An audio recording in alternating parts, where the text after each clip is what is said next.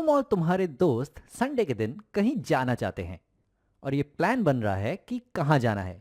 तो तुम हर एक दोस्त से पूछते हो कि वो कहाँ जाना चाहता है। तो जो पहला दोस्त है वो कहता है कि मुझे चिड़ियाघर जाना है। तुम फिर अपने दूसरे दोस्त से पूछते हो और दूसरा दोस्त कहता है कि मुझे तो पार्क जाना है।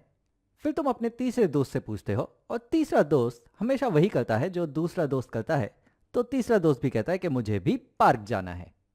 फिर तुम अपने चौथे दोस्त से पूछते हो और चौथा दोस्त हमेशा कहता है कि कहीं भी चलो कोई फर्क नहीं पड़ता। पांचवा दोस्त कहता है कि चलो चिड़ियाघर चलते हैं। छठा दोस्त काफी पढ़ने लिखने वाला कहता है कि संग्रहालय चलते हैं। सातवां दोस्त कहता है कि पार्क चलो। और आठवां दोस्त कहता है कि कहीं भी चलो पर चलो। और नौवे तुम, और तुम कहते हो कि तुम्हें पार्क देखना है। तो यहां पर हमने सबसे पूछ तो लिया कि किसे कहां जाना है। तो पहले और पांचवें दोस्त को चिड़ियाघर जाना है, दूसरे तीसरे सातवें और नौवें दोस्त को पार्क जाना है, छठे दोस्त को संग्रहालय जाना है, और चौथे और आठवें दोस्त को कोई फर्क नहीं पड़ता, कहीं भी ले जाओ। अब कौन से दोस्त को कहाँ जाना है ये महत्व की बात नहीं है। महत्व की बात यह है कि कितने दोस्तों को कहाँ कहाँ जाना है। तो अगर हम बात करें चिड़ियाघर की, तो यहाँ पर दो दोस्त चिड़ियाघर जाना चाहते हैं। तो यहाँ पर मैं दर्शाता हूँ कि यहाँ पर ये एक और ये दो दो दोस्त चिड़ियाघर जाना चाहते हैं।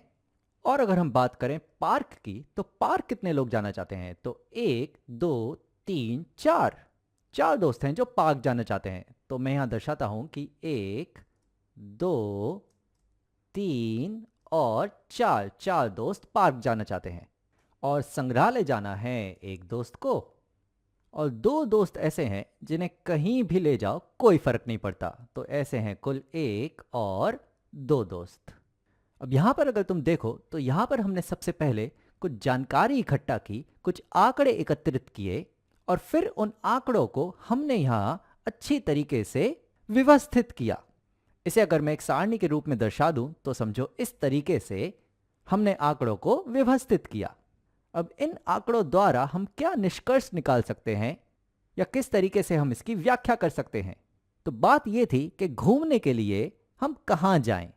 तो यहां तुम देख सकते हो कि इन आंकड़ों से यह निष्कर्ष निकलता है कि सबसे ज्यादा लोग पार्क जाना चाहते हैं, क्योंकि यहां पर चार लोग हैं जो पार्क जाना चाहते हैं। तो इन आंकड़ों से यह निष्कर्ष निकलता है कि पार्क सबसे लोकप्रिय है। तो यहां पर हमने क्या सीखा?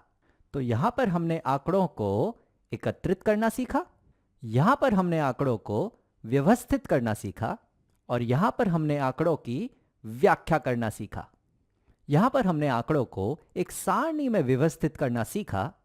आगे चलकर तुम आंकड़ों को चित्र आलेख, दंड आलेख, पाई चार्ट इत्यादि के जरिए व्यवस्थित करना सीखोगे।